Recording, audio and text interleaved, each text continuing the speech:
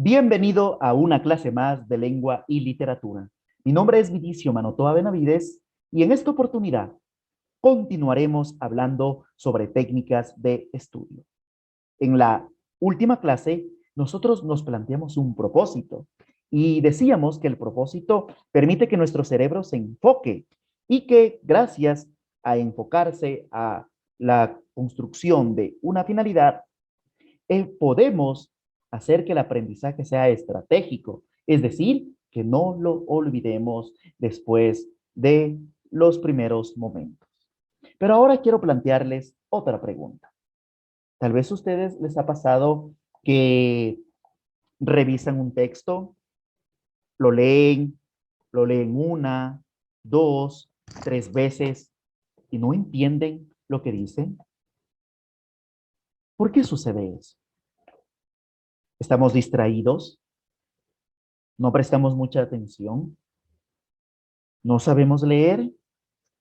Bueno, una de las respuestas para esta pregunta es que muchas veces nuestro cerebro, aparte de estar enfocado, necesita ayuda, necesita ciertos instrumentos que le permita trabajar.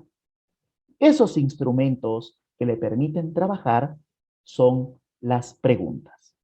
Por tanto, pasamos a la técnica de estudio número 3.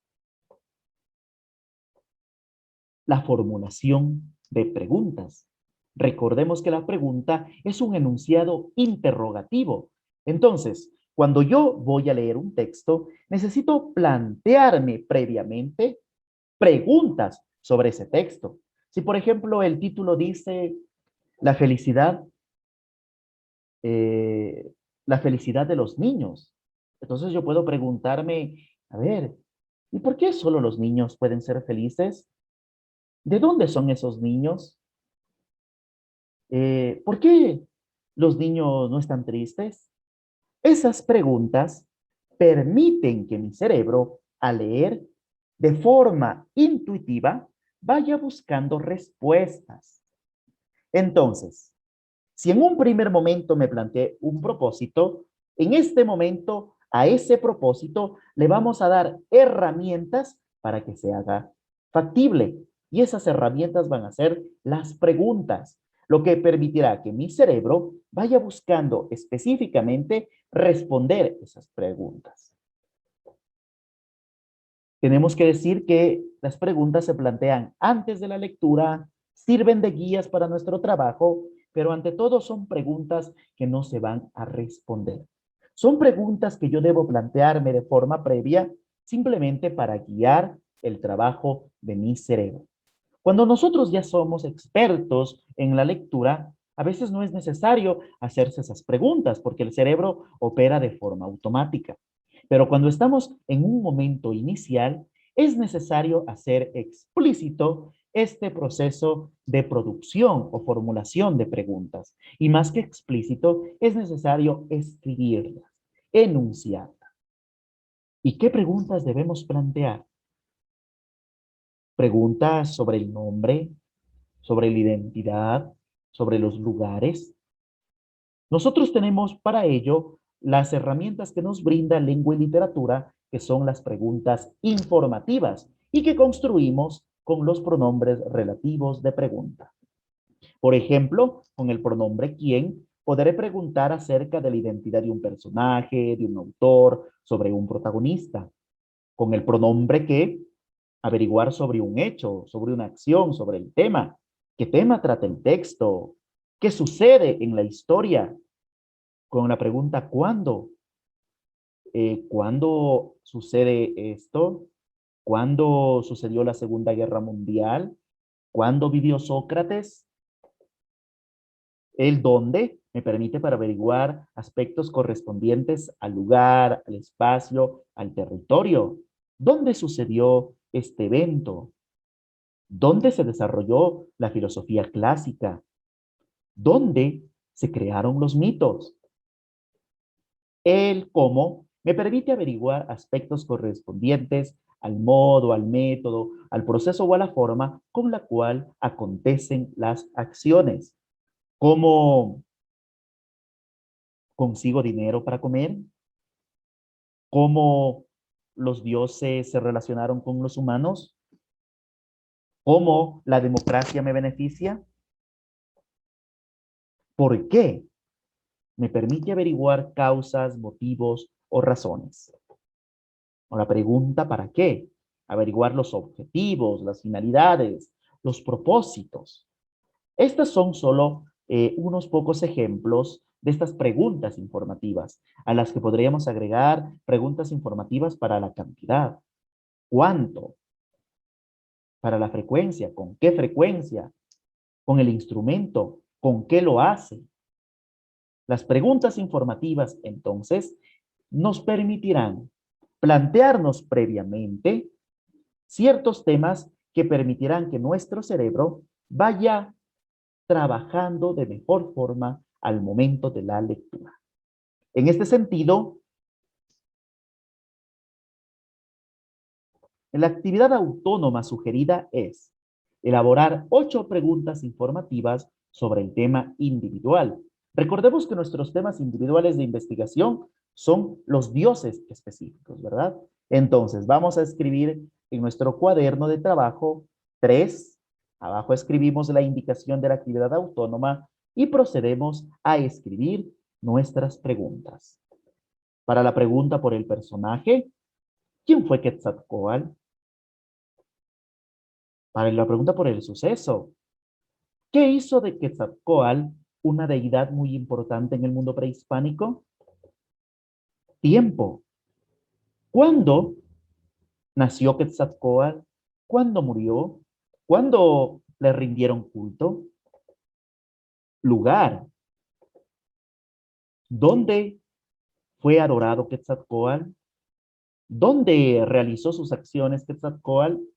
¿Dónde se encontraron vestigios arqueológicos sobre la existencia de este culto? La cantidad. ¿Cuánto tiempo fue adorado Quetzalcóatl?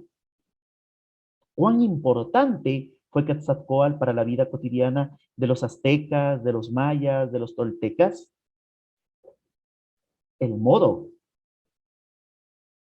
¿Cómo era adorado Quetzalcóatl? ¿Cómo ayudaba Quetzalcóatl a las personas? ¿Cómo fue creado el mundo según el mito de Quetzalcóatl? La causa. ¿Por qué Quetzalcóatl fue importante para la cultura prehispánica? ¿Por qué entre los otros dioses que existían, Quetzalcóatl tuvo mayor adoración? ¿Por qué continúa vigente el símbolo, la figura, el relato de Quetzalcóatl en la actualidad? Y finalidad. ¿Para qué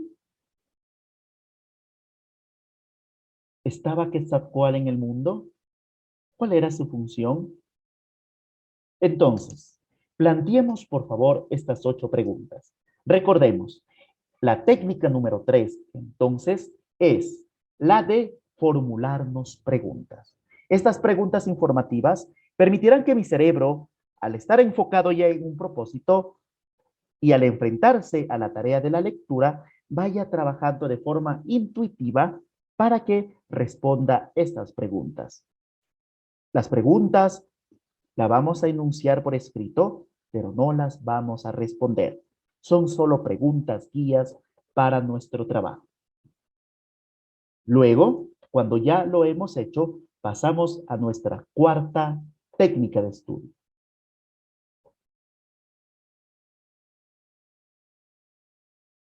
La cuarta técnica de estudio es el subrayado.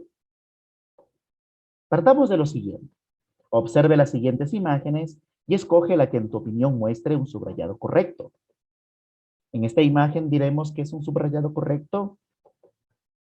En la de acá, tal vez en la tercera, tal vez en la cuarta.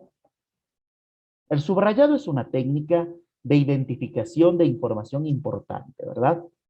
Teniendo en cuenta esto, podemos decir, he identificado la información importante en el primer ejemplo. A ver, permítame un momento.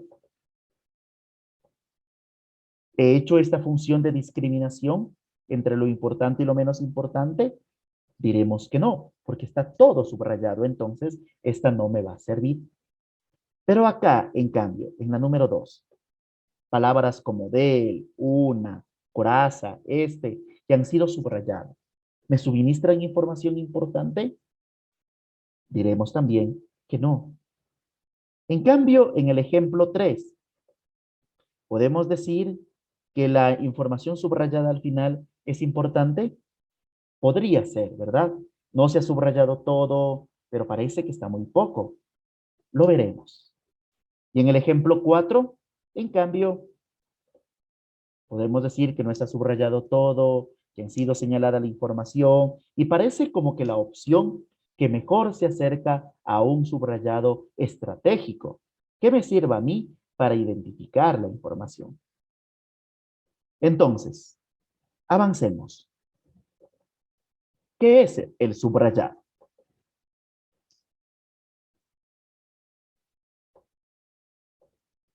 El subrayado es una técnica de estudio que se realiza en la segunda lectura del texto, que permite la identificación y selección de la información más importante según las necesidades e intereses del lector. Sirve para la elaboración de síntesis o resúmenes de texto. Debido a que este es un trabajo de técnicas de estudio que tiene como objetivo el que cada uno de nosotros de forma individual escoja las técnicas que más nos sirva para el desarrollo de nuestros temas de investigación, pero también para el desarrollo de los procesos de aprendizaje de cualquier asignatura, partiremos del principio de que lo que aquí importa es el interés del estudiante. Ese interés depende del propósito. Si yo en mi propósito me he planteado averiguar el para qué la mitología griega, eh, para qué la mitología griega se encuentra vigente en la actualidad, por ejemplo, buscaré información que me permita responder a ese propósito. O a su vez, puedo señalar la información en función de esas 8 preguntas que yo me había planteado en un inicio. Lo importante aquí es determinar que se necesitan hacer 2 lecturas. En la primera, me aproximo al texto. Me aproximo a una comprensión posible, guiado, eso sí, por las preguntas previas. Y después de que he hecho eso, vuelvo a leer. Y al hacerlo, en este caso, ¿qué es lo que hago? Puedo ya empezar a seleccionar mi información importante. Como estoy tratando de buscar aspectos importantes para yo aprender mejor, esta información importante en este momento será aquella que se ajuste a mis necesidades. Es decir, cada lector determinará qué información del texto es importante. Aunque en otros momentos se puede plantear de otra forma, pero eso lo veremos en otra ocasión. Hay que tener en cuenta que toda la información que señalemos nos va a servir para hacer resúmenes y por tanto debemos buscar que esa información sea la esencial. Las recomendaciones para el subrayado son realizar el subrayado después de una segunda lectura del texto, subrayar la oración de acuerdo al lector, que de acuerdo al lector sea la más importante del párrafo. Es decir, no vamos a subrayar solo una palabra, dos, vamos a subrayar toda una oración, teniendo en cuenta que una oración es igual a una idea. Las ideas son oraciones. Recordemos que nuestras oraciones, para identificarlas, van a iniciar a veces con letra mayúscula, pero que también termina con signos de puntuación que permiten cesar la oración como un punto, pero también con un punto y coma o con 2 puntos. Tenemos que tener muy en cuenta estos signos de puntuación. La tercera recomendación es subrayar un máximo de 2 oraciones por párrafo, aunque lo mejor sería subrayar solo una. Entonces, en los ejemplos que vimos hace un momento, en la opción 3 estaba subrayada una oración y en la opción 4 estaban subrayadas 2 oraciones. ¿Cuál es la correcta de las dos? Ambas son válidas. Todo depende del interés del lector, de lo que el lector desee subrayar. Somos nosotros, en calidad de lectores, quienes decidimos lo que es importante o no. Por otro punto, vamos a tratar de utilizar colores llamativos para poder identificar nuestro subrayado. Y si, por ejemplo, yo voy a señalar dos oraciones en un párrafo, puedo utilizar dos colores. Un color para lo más importante y otro color para lo menos importante, pero que también yo quiero resaltar. A veces podemos utilizar tres, pero con dos yo considero que es más que suficiente. Por último, recordarles que las oraciones seleccionadas dependen de la lectura personal de cada lector. Es decir, cada lector decide qué información desea resaltar y cuál descargar después. Recuerda que seleccionamos la información más importante, pero para cada uno de nosotros. El éxito de esta técnica de estudio es que responda a mi necesidad. En el ejercicio autónomo planteado para este momento, bueno, veamos primero un ejemplo. Leamos. En la historia mesoamericana, muchos grupos etnopolíticos diferentes adoraban a una deidad serpiente emplumada. La evidencia de tal culto proviene de la iconografía de diferentes culturas mesoamericanas, en las que aparecen con frecuencia motivos de serpientes. Sobre la base de los diferentes sistemas simbólicos utilizados en las representaciones de la deidad de la serpiente emplumada en diferentes culturas y periodos, los estudiosos han interpretado el significado religioso y simbólico de la deidad de la serpiente emplumada en las culturas mesoamericanas. Lectura 1. Vuelvo a leer, pero en esta segunda lectura voy a tratar de ir identificando cuántas oraciones aparecen. A ver. En la historia mesoamericana, muchos grupos etnopolíticos diferentes adoraban una deidad serpiente emplumada. Aquí termina una oración. Y acá inicia la siguiente. La evidencia de tal culto proviene de la iconografía de diferentes culturas mesoamericanas, en las que aparecen con frecuencia motivos de serpientes. Y acá termina la segunda oración. La tercera oración iniciaría entonces. Sobre la base de los diferentes sistemas simbólicos utilizados en las representaciones de la deidad de la serpiente emplumada en diferentes culturas y periodos, los estudiosos han interpretado el significado religioso y simbólico de la deidad de la serpiente emplumada en las culturas mesoamericanas. Entonces, tengo en total 3 oraciones. En su opinión, ¿cuál sería la oración o las oraciones importantes para subrayar? Podemos decir, por ejemplo, que yo quiero subrayar la tercera. Sobre la base de los diferentes sistemas. A ver, subrayemos toda la tercera oración.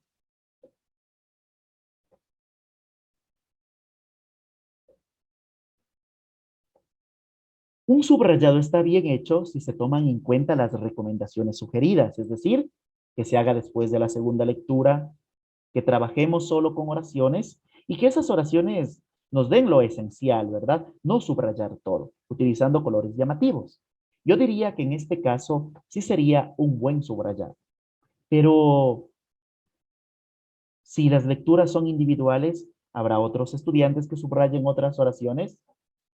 En efecto, podemos decir en otros casos que para otro estudiante, la oración principal, en cambio, es la primera.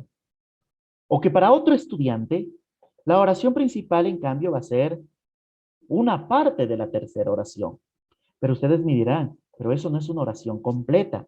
Pero fijémonos, esta coma de aquí hace que desde acá se empiece con una oración casi autónoma, mejor dicho, una proposición. Por eso dice, los estudiosos han interpretado. Y entonces, puede ser la primera opción que vimos hace un momento, puede ser la segunda opción que solo sea la primera oración, la tercera opción puede ser que solo sea esta de acá, o una cuarta opción que sea la primera y esta parte de la tercera, ¿verdad? Entonces, recordemos, cada uno de nosotros, en función de sus necesidades, determinará qué subrayar. La actividad autónoma sugerida, entonces, es: subraya las ideas principales de todo el texto sobre el tema de investigación individual. Recordemos que nosotros Ya transcribimos toda la información de nuestros dioses a nuestro cuaderno de trabajo. Así que ahora subrayemos. No olvides suscribirte al canal de Gigante Enterrado, didáctica de la lengua y la literatura. Nos veremos en una nueva oportunidad. Muchas gracias.